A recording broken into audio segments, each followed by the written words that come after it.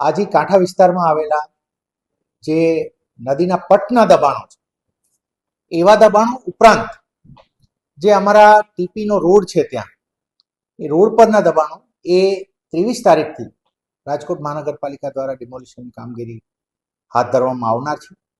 તેની માટે આજથી જ અમારી ટીમો ત્યાં નાગરિકોને વ્યવસ્થિત સમજાવી અને એમના દબાણો હટાવે એ પણ પ્રક્રિયા શરૂ થઈ ગઈ છે. આપને જણાવીએ કે એની માટે જે અન્ય ખાતાઓ સાથે જે અમારે ટાઈપ સરકારના વિભાગો સાથે કરવું પડે, જેમ કે પીજીવીસીએલ છે, તો પીજીવીસીએલથી એમના લાઇટનું આખું ઇન્ફ્રાસ્ટ્રક્ચર હટાવવાનું થાય, તો એ પણ અમારા તરફથી ટાઈપ થઈ ગયું છે. અન્ય અમારા મશીનરી પણ એ રીતે અમે મોબિલાઇઝ કરવાનું શરૂ કરી દીધું છે. આખી કામગીરીને 7 અલગ અલગ ઝોનમાં વહેંચવામાં આવી છે અને 7 ઉપર ક્લાસ 1 કક્ષાના અધિકારીઓ ઝોન વાઇઝ એમાં મોનિટર કરશે અને એમની પણ વ્યવસ્થાઓ થશે અને એક કંટ્રોલ રૂમ પણ બાજુમાં રહેશે. આપને જણાવીએ કે લગભગ 1400થી વધારે મકાનો અંદાજિત આ બધું ફર્સ્ટ ફેઝ ઓફ ડિમોલિશનમાં આની અંદર આવશે.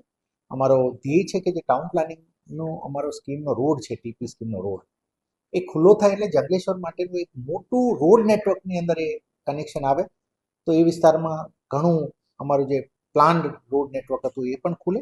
અને એટ ધ સેમ ટાઈમ જે પટ્ટમાં થયેલા દબાણો છે કે જેના કારણે આપ જાણો છો કે 2-3 વર્ષ પહેલાંના ચોમાસા સમયે પણ પાણી ભરાઈ જવાથી અમારા ત્યાં લોકોને જે રેસ્ક્યુ કરવા ઓફિસર્સ ગયા હતા એમને પણ રેસ્ક્યુ કરવા પડે એ પ્રકારની સ્થિતિ થવા પામી હતી. એટલે પટના વિસ્તારોમાં કોઈ ભવિષ્યમાં પણ પૂરના એના પ્રશ્નો ના થાય તેની માટે પણ એક બહુ પ્રિવેન્ટિવલી જોઈને ડિમોલિશન થઈ રહ્યું છે. નહીં, આ પહેલાં છે ને ખૂબ તમામ ચર્ચાઓમાં થઈ છે. અમારા લેવલે નોટિસીસ પણ અપાયેલી, પછી એના પ્રોસિડિંગ્સ પણ થયેલા અને અંતે એ થયું હતું કે સરકારની સ્કીમ પ્રમાણે જેમને પણ એકોમોડેટ કરી શકાતા હોય તેમને એકોમોડેટ કરવામાં આવે અને જે તે સમયે એ બધા આ પ્રોસેસ થયેલી છે.